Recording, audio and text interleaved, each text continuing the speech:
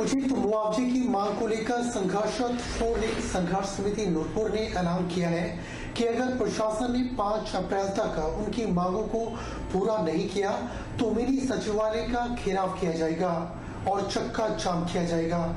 इसके साथ ही कन्वाल से लेकर सिवनी तक लोग अपने घरों में काले झंडे लगाकर सरकार का विरोध करेंगे। यह बात रविवार को संघर्ष समिति के पदाधिकारी सुदर्शन शर्मा ने कही। सुदर्शन शर्मा ने कहा कि जिस दिन संघर्ष समिति ने प्रदर्शन किया था वन मंत्री उस दिन वहीं मौजूद थे, लेकिन उन्होंने 4 लेन प्रभावितों की बात सुनना तो दूर उनसे मिलना भी मुनासिब नहीं समझा। उन्होंने कहा कि सरकार ने 3 सदस्यीय उप समिति का गठन किया था। वन मंत्री बताएं कि इस समिति के सदस्य होने के नाते आज तक उन्होंने 4 लेन प्रभावितों के लिए क्या कदम उठाए। उन्होंने कहा कि कंडवाल से लेकर सिहुनी तक 3781 परिवार सड़कों पर उतरेंगे और सरकार के खिलाफ धरना प्रदर्शन करेंगे।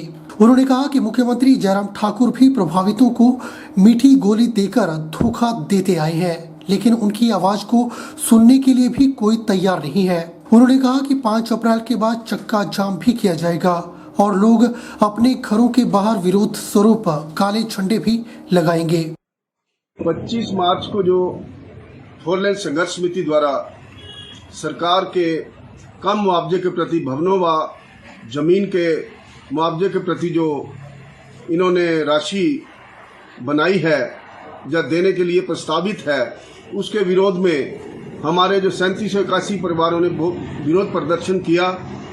उसमें सरकार को हमने 5 अप्रैल का जो समय दिया है, उसके उपरांत हमारी आगामी रणनीति जो है वो धरना प्रदर्शन और जो एसडीएम महोदय का परिसर है वहाँ वो हम घेराव करेंगे और उसके बाद हम सड़कों पर चक्का जाम करेंगे।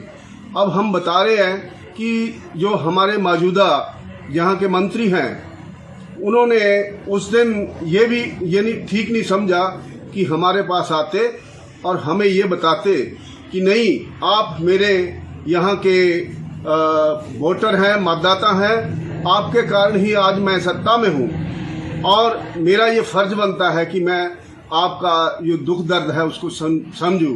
लेकिन उन्होंने वहाँ बात सुनना तो बहुत दूर, आना भी पसंद नहीं किया।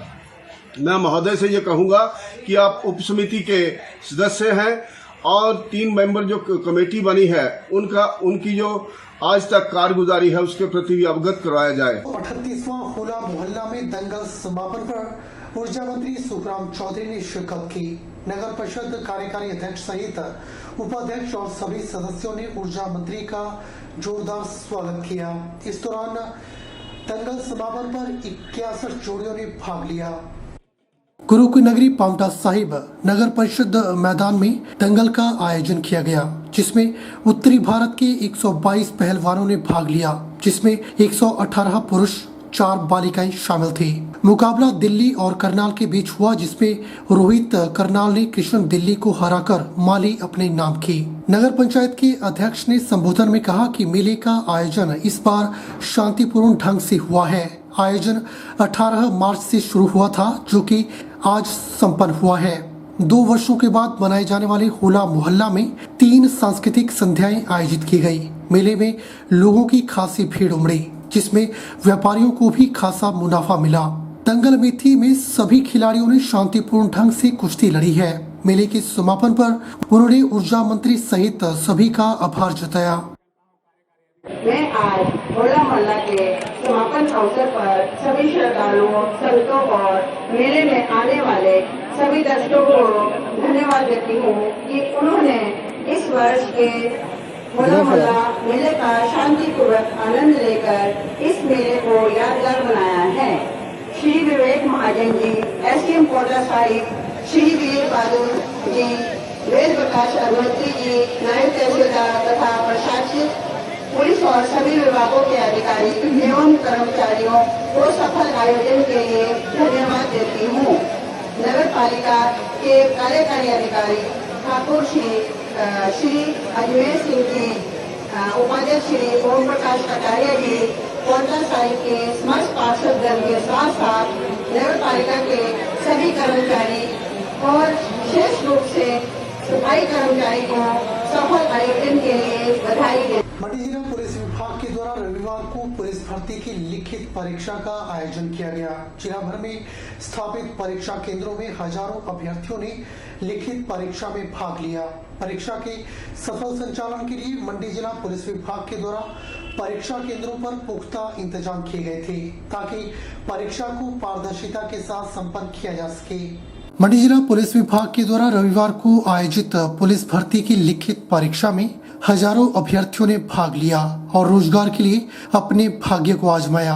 परीक्षा के सफल संचालन के लिए मंडी जिला पुलिस विभाग के द्वारा परीक्षा केंद्रों पर पुख्ता इंतजाम किए गए थे ताकि परीक्षा को पारदर्शिता के साथ संपन्न किया जा सके। वहीं पुलिस भर्ती की लिखित परीक्षा में भाग लेने वाले युवा अभ्यर्थियों ने बताया कि यह उनके लिए रोजगार का सुनहरा अवसर है और इसके लिए उन्होंने कड़ी मेहनत की है। उन्होंने बताया कि परीक्षा में सफल होने के लिए उन्होंने पूरा प्रयास किया है और अब उन्हें परिणाम का इंतजार रहेगा।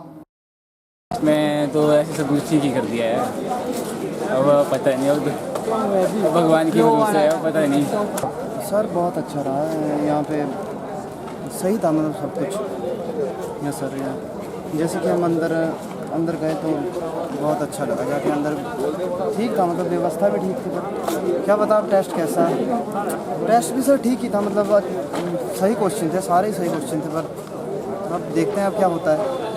अंतिम बार पर ये हमारा इस बार का जो है ये रिटर्न था।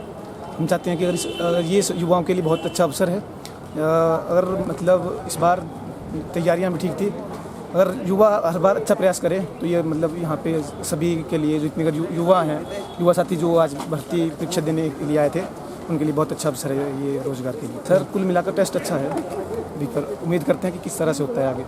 सर कम से कम 60+ इतने मार्क्स तो होने चाहिए सर, जिस हिसाब से क्वेश्चन पेपर था।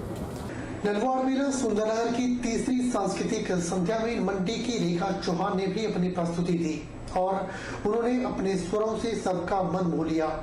उन्होंने हिमाचल की बेहतरीन गानों को तराशते हुए जैसे ही नलवाड़ मेले में अपनी प्रस्तुति दी तो वहां बैठे लोग नाचने पर विवश हो गए। उन्होंने कहा कि हिमाचल ही हमारी संस्कृति है और हिमाचली गानों को बढ़ावा देने से हमारी हिमाचल की संस्कृति और विकसित होती है।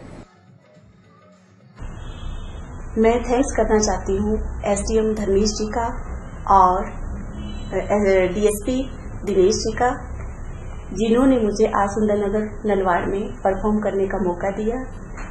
मैं धन्यवादी रहूंगी एसडीएम साहब का, जो हमेशा ही हम जैसे आर्टिस्टों को मंच प्रदान करते हैं और हमारी हौसला अफजाई करते हैं। सोलन पहुंची हिमाचल प्रदेश की आम आदमी पार्टी के सह प्रभारी कुलवंत सिंह ने कहा कि हिमाचल प्रदेश में जिन कर्मचारियों के हाथों में सत्ता परिवर्तन की चाबी है, उन्हीं कर्मचारियों को सीएम जयराम ठाकुर चुनाव लड़ने की चुनौती दे रहे हैं।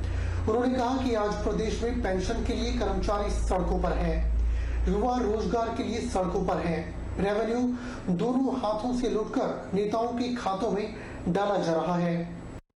आम आदमी पार्टी के सह प्रभारी कुलवंत सिंह ने कहा कि हिमाचल प्रदेश के लोग आज तक कांग्रेस और बीजेपी के अलावा किसी को नहीं देख रहे थे, लेकिन दिल्ली के बाद पंजाब में आम आदमी पार्टी की सरकार बनने से अब हिमाचल के लोगों को भी हिमाचल में तीसरा विकल्प दिखने लगा है। उन्होंने कहा कि इस बार आम आदमी पार्टी हिमाचल में खाता ही नहीं बल्कि सरकार भी बनाने वाली है, जिसकी झलक मंडी में 6 अप्रैल को होने वाले रोड शो में लोगों को दिख जाएगी। उन्होंने कहा कि जो नेता कांग्रेस से आम आदमी पार्टी में ज्वाइन कर रहे हैं, उनकी छवि को देखकर ही आम आदमी पार्टी ज्वाइन करवाई जा रही है। जो सेवा भावना से काम करेगा वही आम आदमी पार्टी में होगा। उन्होंने कहा कि आज तक भाजपा और कांग्रेस ने देश के लोगों को लड़ाने का काम किया है, लेकिन अब आम आदमी पार्टी इन दोनों पार्टियों के विनाश का कारण बनेगी। कि यहाँ के मुख्यमंत्री ने जो यहाँ की रीढ़ की हड्डी है, जो सत्ता परिवर्तन की चाबी जिनके हाथ में है, वो यहाँ का कर्मचारी वर्ग है।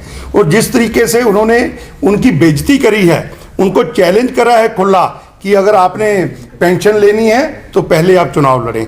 मैं समझता हूँ कि उनकी इतनी जो कही हुई बात है यही काफ़ी है सत्ता परिवर्तन के लिए। आज कर्मचारी वर्ग जो है वो अपनी जो नई और पुरानी पेंशन पॉलिसी है उससे दुखी है। यहाँ पर भ्रष्टाचार का जो बोलबाला है, अलग अलग जिलों में जो मैदानी इलाका है हमारा, वहाँ पर माइनिंग की नजायज़ माइनिंग जैसे पंजाब में होती है उस तरीके की माइनिंग से लोग परेशान हैं। रेवेन्यू जो है वो लूटा जा रहा है, जाकि वो सरकार के खजाने में जाना चाहिए लेकिन वो नेताओं की जेब में जा रहा है, जो माफिया है उनकी जेब में जा रहा है। तो आपको बड़ा बदलाव देखने को मिलेगा। हम मुद्दों के आधार पर राजनीति कर रहे हैं और जो हिमाचल के मुद्दे हैं उनको लेकर जनता के बीच में जाएंगे। वो इसी भ्रम में रहें कि यहाँ तीसरा विकल्प कोई बनने वाला नहीं है। आप एक बार क्षेत्र में जाएँ, आज पंजाब के रिजल्ट के बाद हिमाचल के किसी भी क्षेत्र में जाएँ तो लोग आम आदमी पार्टी को तीसरे विकल्प के रूप में देख रहे हैं। लोगों का ये कहना है कि हमारी मजबूरी थी, इससे पहले कभी उनको इस तरीके का माहौल देखने को मिला ही नहीं, तो विकल्प कोई था नहीं, बारी बंधी हुई थी, एक बार कांग्रेस दूसरी बार बीजेपी, और इस बार यकीनन तौर पर मैं कह सकता हूँ खाता खुलना नहीं, मैं बात कह रहा हूँ जो ध्यान से सुन लेना, निश्चित तौर पर हिमाचल में आम आदमी पार्टी की सरकार बनने जा रही है। बुलेटिन में फिलहाल वक्त हो चला है एक छोटे से ब्रेक का। ब्रेक के बाद तुरंत हाजिर होते हैं।